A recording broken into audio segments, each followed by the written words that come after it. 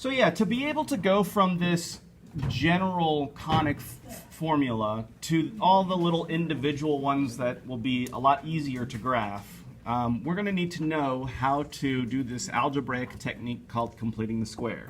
Now, you probably learned this either in Algebra 1 or Algebra 2, depending on kind of where you were, who your teacher was. And you learned how to do this within the context of trying to solve a quadratic, most likely. So let's say we had like 2x squared minus 16x plus 2 equals 0. So this is a classic, Algebra 1 problem. Now, most of you probably solved this using the quadratic formula or factoring or something like that, but there is another method called completing the square. And so the way that works is you first move your constant over to the other side, right? So I'm going to subtract 2 from both sides. That would give me 2x squared minus 16x equals negative 2. Now, to do this completing the square technique, you're going to need that squared term, or that quadratic term, to have a coefficient of 1. That's just sort of a prerequisite for this to work. And so we need to divide out whatever this coefficient is. Now, everything's divisible by 2 here, but just to kind of show you where this is going, because it won't always be divisible like that, is I'm just going to factor out 2 as a GCF, as a greatest common factor. So if I do that, I get 2 times x squared minus 8x, and I'm going to leave a little bit of space here for us to actually do the whole completing the square thing, equals negative 2. So all I did was just factor out this 2. That's all. Now, the reason why it's called completing the square is because we are going to add in a constant right here and pick that constant strategically so that this trinomial is a perfect square. In other words, when we factor it, the 2 factors will be the same. Like, if I factor this, after I sort of add something in here, I should end up with 2 times, x minus something squared equals whatever. Okay, so we're trying to get it in this form for solving purposes. Again, I want you to focus more on the technique than rather like how do I solve a quadratic. That's not really what we're doing here.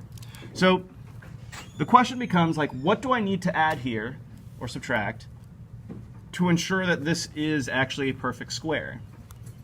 So to come up with that number,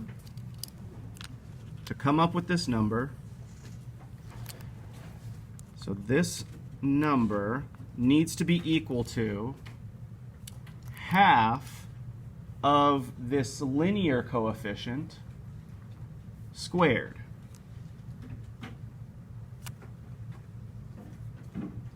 So what is half of this squared?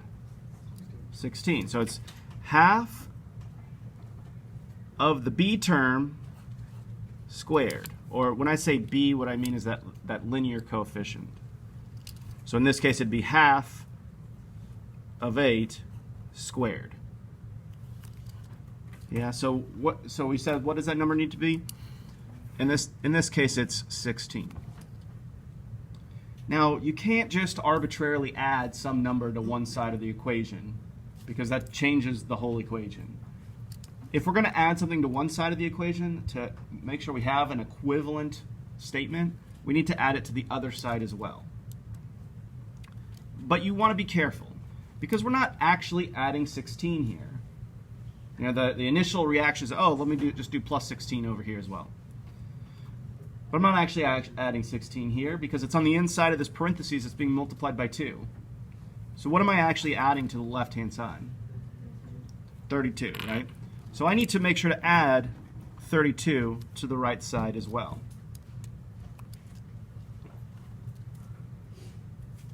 So this side is just 30, negative 2 plus 32. And then this, in parentheses, this trinomial is factorable, and we've set it up that way so that it would be factorable into a perfect square. This is why it's called completing the square. this adding 16 is what completes the square. So once we factor it, what are the factors here? X minus what squared? 4. This number is always going to be sort of that intermediate step here when you try to calculate this number out, where you just divide the b value, or the linear coefficient, by 2. So like negative 8 divided by 2 is negative 4. So like if I go back and I square this out, and I'll erase this because I don't really need this in here, but if I multiply x minus 4 times x minus 4, what I get is this. Okay? If I FOIL that out. Okay, well, why would you want to do that? Remember, we're trying to solve this without using the quadratic equation. Although, you probably would just use the quadratic formula to get this. But from here, you would divide both sides by 2. Then you would take the square root of both sides. So x minus 4 equals plus or minus the square root of 15. And then add 4. So x would be 4 plus or minus root 15. Now, this is what you did like in Algebra 1, Algebra 2. Maybe Algebra 1, depending on your teacher, but for sure this is something you go over in Algebra 2. So this technique is something we are going to use to get our general equation for all the conics into their specific conic form. So let's practice real quickly with, the step that's really important here is like coming up with this number to get it to be like this, right? So let's say, let me give you just a quick, some quick problems here. Let's say I have x squared plus 12x. What would I need to add here to, quote, complete the square?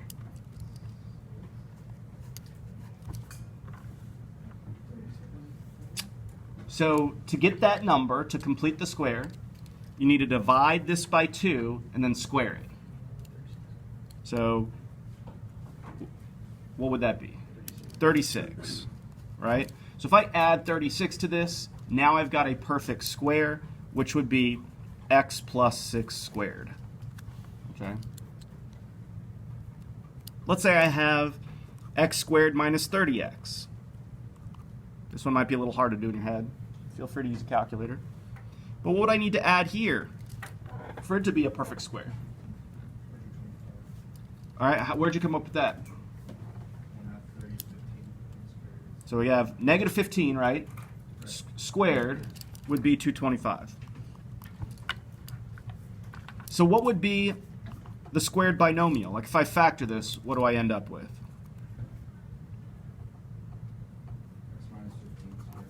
Yeah. So it's whatever this number is divided by 2 every time. Should we do another one? All right, let's say x squared plus 10x plus what? What would make that a perfect square? What? 25. That's right. So that would be the same as saying x plus 5 squared. So this whole finding that number to create a perfect square is what we're going to need to do.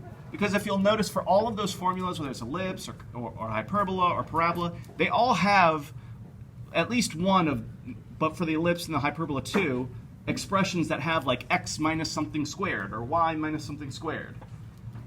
And in our general form, we're not going to have that. So we want to be able to use this technique to get this thing out of it. Okay. So let's do an example here. For each of the 3 conics, I think would be the way to go here. Before we do, let's talk about what this general form is. So this will be the general form for conics.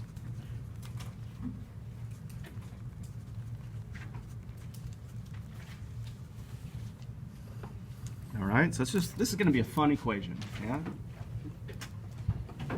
So here we go. It's kind of long. Leave yourself some space here. ax squared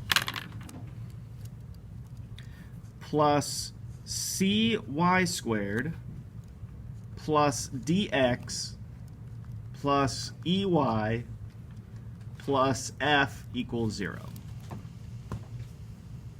Notice that all of the terms here are represented, whether they're linear, quadratic, or a constant. There's one term that's sort of missing here. What do you think it might be? Yeah, B. B. There's actually is another term here that we're not going to play with, but there is a term. You don't write this down because I don't want you to get thrown off here.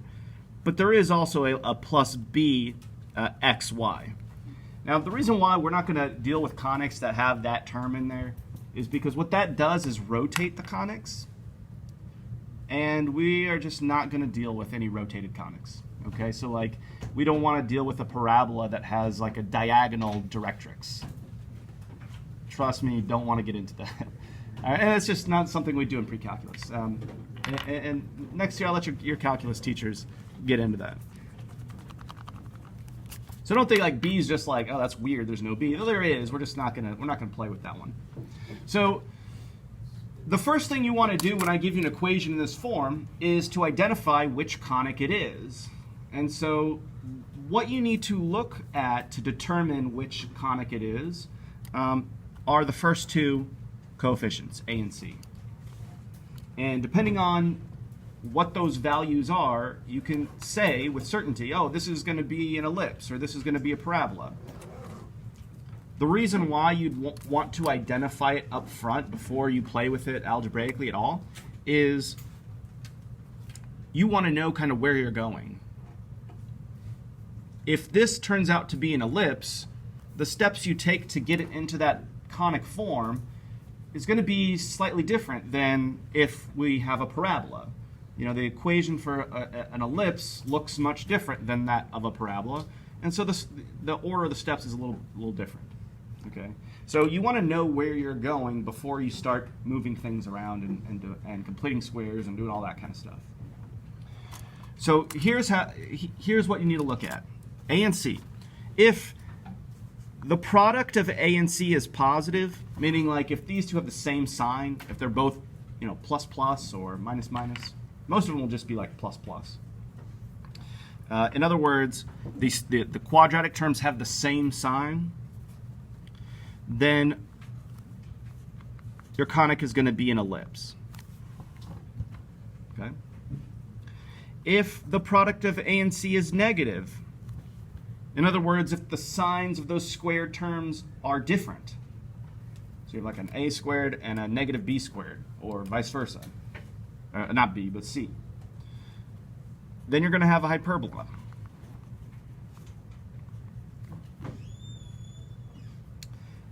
And finally, if you're missing one of those terms,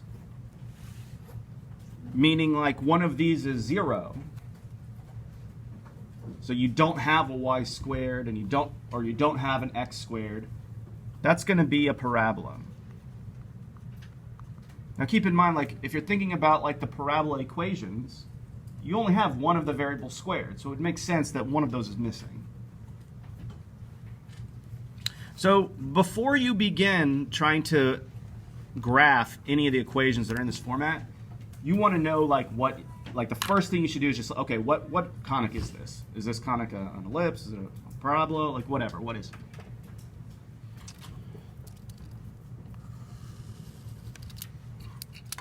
All right, so we're going to do 3 examples here, going from this format to the conic format. And really the idea being like if your equation looks like this, it's going to be pretty hard to graph. It's not going to be easy to identify the center, the vertices, and all that kind of stuff. Whereas if we get in the conic form, it becomes a lot easier to graph. So let's start with an ellipse.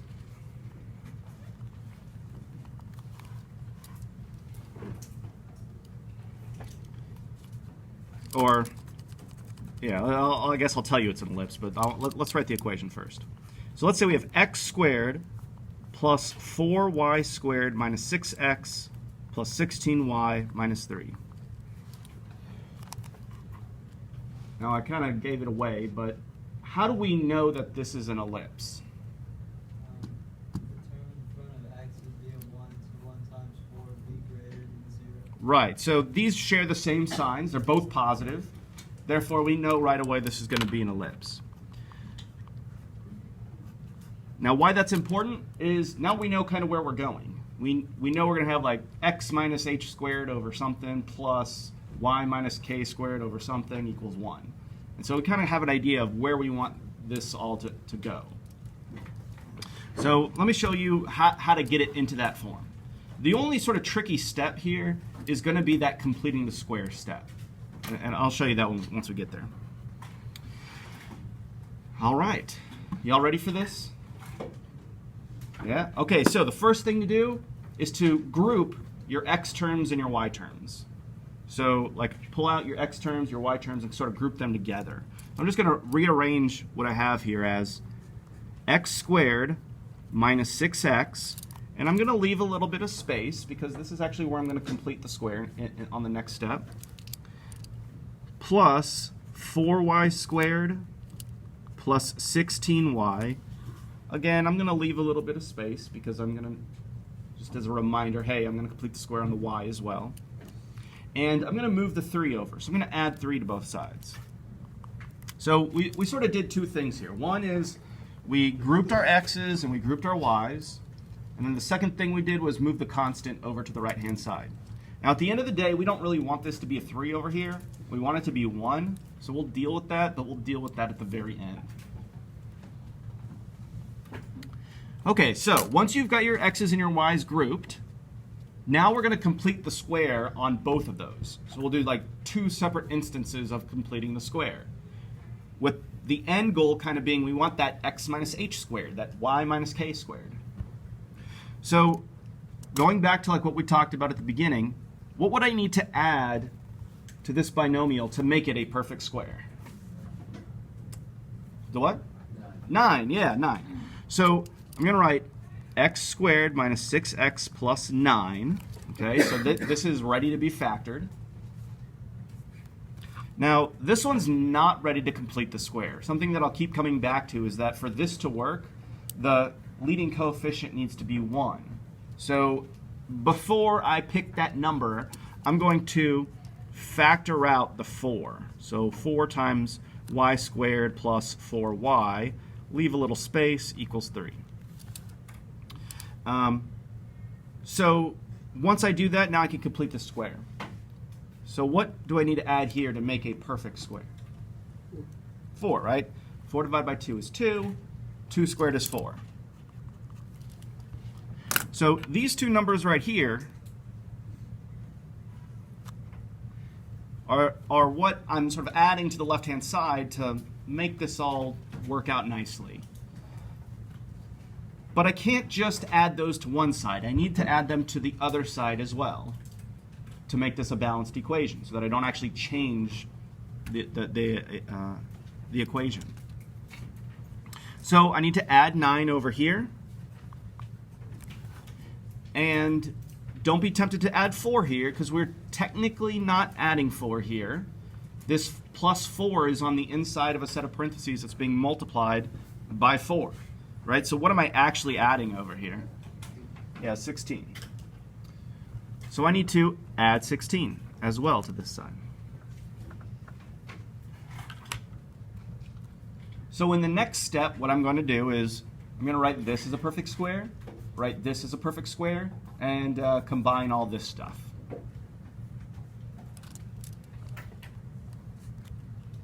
So this will be something squared plus 4 times something squared equals 9 and 3 is what, 12 plus 16 is 28. All right, so thinking back to what we did at the beginning, what is this going to be? X minus 3, yeah, x minus 3 squared, right? It's going to be whatever like that intermediate step of getting the square term is, so like just this divided by 2. So similarly, what is this going to be? Y, wait, y what? Yeah, not minus 2, plus 2. And so we're almost done here. You can kind of see how this is starting to morph into that other form of the equation. What do you think we need to do? How do we make this 28 a 1? Just divide everything by 28. Yeah, exactly. So I'm going to divide everything by 28. both sides. So I need to divide this by 28 and this by 28. And then once I do that, I'm done here. I've converted it over to the conic form. So I've got x minus 3 squared over 28 plus, now I need to simplify this, 4 over 28. I really don't want to have a coefficient in my numerator up here. So I want to reduce this. 4 over 28 is 1 over 7. So y plus 2 squared over 7 equals 1. And now we've got it in that proper conic form. This will make it a lot easier to graph, right? Because now I don't have to think about, oh, what's my h, k, a, and b? It's just everything's right there, right? My h is 3, my k is negative 2, my a in this case is root 28, whatever that is, and my b is root 7. And so I can use all that to put it on the graph, draw my little oval, and be good to go. All right, let's do another one.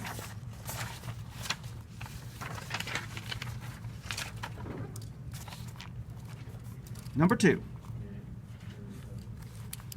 All right, so let's say we have negative 9x squared plus 4y squared minus 18x plus 16y minus 29 equals 0. Oh, this long equation here. First thing to identify so that we know kind of where we're going here. What type of conic is this? All right, how do you know that? How do you know it's a hyperbola?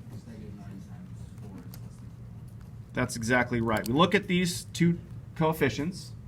They have opposite signs, so their product will be negative. And anytime the product of these two is negative, you know you're going to have a hyperbola.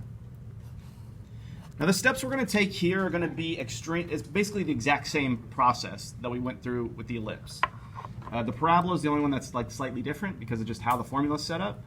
But if you remember what the hyperbola formula looks like, it looks like exactly like the ellipse, except you have a big minus in the middle instead of a plus. So we'll just keep that in mind as we go through this. So just like with the ellipse, we want to try to group our x's and our y's. But with our hyperbola equation, we want the positive fraction to come first. So it's like a big fraction minus another big fraction. So notice how my x squared is negative here. So I'm going to actually group my y's up front, and then my x is second, because that's where the minus is going to come in. So I've got 4y squared plus 16y, leave a little space just as a reminder of what's coming up, minus 9x squared, so you can see where that minus is going to come from once we factor out the 9, minus 18x, and then equals 29. So now I'm just going to go through the same process I did on the last one. I'm going to get this set up to complete the square. I'm going to actually complete the square, and then divide whatever I have on the right side. So in order to complete the square, just as a reminder, I'm going to keep saying this, you got to make sure that leading coefficient's 1. So I need to factor out a 4 here. 4 times y squared plus 4y. Leave a little bit of space. Then I'm going to factor out a negative 9. So negative 9 times x squared plus 2x, leave a little bit of space, equals 29. All right, now just focus on what's inside the parentheses. What do I need to add to this group to make this a square? Plus 4, yeah. Which I'm actually adding 16, but I'm going to write plus 4 there to make this work out. And then what do I need to add here? 1. And again, I'm not technically adding 1, even though that's what I'm writing. I'm technically adding a negative 9 here. So when I add these things to the left side, I want to be careful about what I add to the right side to make sure it is properly balanced. Here, I'm actually adding 16. So I'm going to say plus 16. And here I'm actually adding a negative 9, or subtracting 9.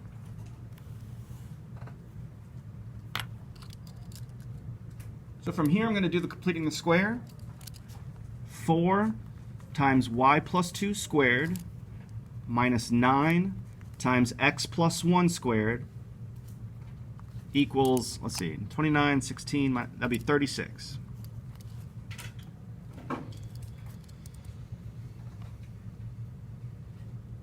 what's my last step?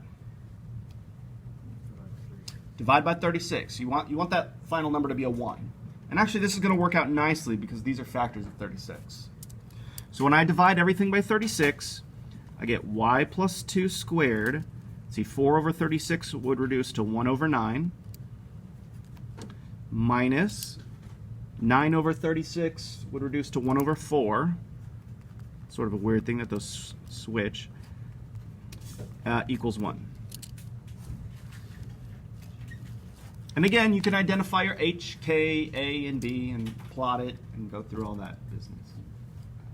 All right, we've got one last conic left, so you can kind of see where this is going, hopefully. But let me show you one where you're missing one of the squared terms.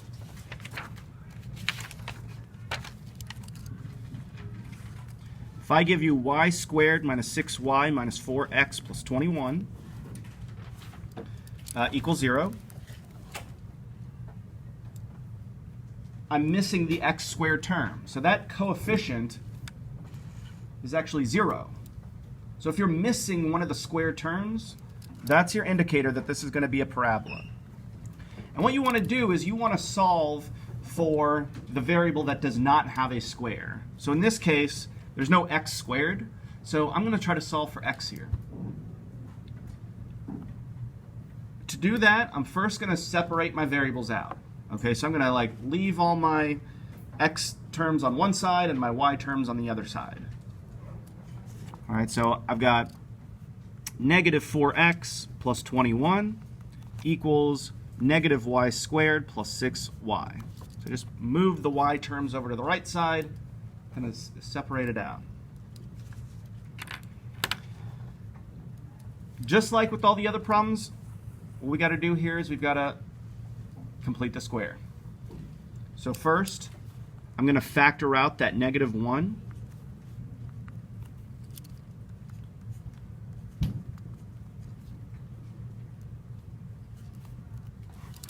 All right, and then what do I need to add here? 9. So I'm going to add 9, not to both sides, because this is actually adding a negative 9, so I'm going to subtract 9 over here. And now I'm going to simplify and finish the completing the square stuff. So I've got negative 4x plus 12 equals negative 1 times y minus 3 squared. So we're getting pretty close to being done here. I'm trying to solve for x, so there's really only 2 steps left. I'm going to subtract the 12 and then divide by negative 4, and I'll be done here. So first, I'm going to subtract 12 from both sides to move this guy over. So I'll have negative 4x equals negative 1 times y minus 3 squared minus 12.